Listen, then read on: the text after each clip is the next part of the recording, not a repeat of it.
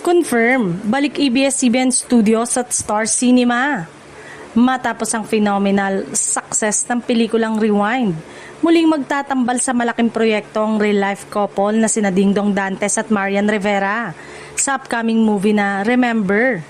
Agad na ikinatuwa ng kanilang mga tagahanga ang balitang ito dahil matagal nang hinihintay ng marami ang panibagong pelikula ng kapuso primetime King and Queen.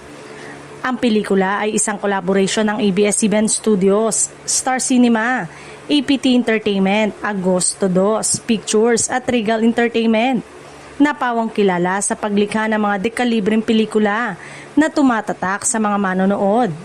Dahil sa pagsasanib puwersa ng mga malalaking production companies, inaasahang maging isa na namang malaking proyekto ang Remember. Muli ring makakasama ng mag-asawang direktor na si May Cruz Alviar, na siyang nasa likod ng matagumpay na Rewind. Kilala si Direk May sa kanyang husay sa paghahatid ng mga kwentong puno ng emosyon at puso, dahilan upang mas tumaas pa ang excitement para sa bagong pelikula. Isa sa mga espesyal na bahagi ng proyekto ay ang international location nito. Nakatakdang isagawa ang shooting ng Remember sa Quebec, Canada na kilala sa magagandang tanawin at kakaibang ambience. Inaasahang magiging mahalagang bahagi ng kwento ang naturang lokasyon at magdadagdag ng panibagong kulay sa pelikula. Ayon sa ilang netizen, malaking hamon ngunit exciting din ang muling pagsasama ni Dingdong at Marian.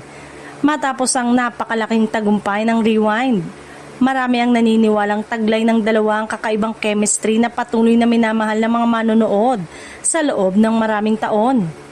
Dahil dito, marami na ang nagsasabing posibleng maging isa na namang blockbuster hit ang Remember, lalo na't napatunayan na ng mag-asawa ang kanilang kakayanang magbigay ng dekalidad na entertainment sa mga Pilipino.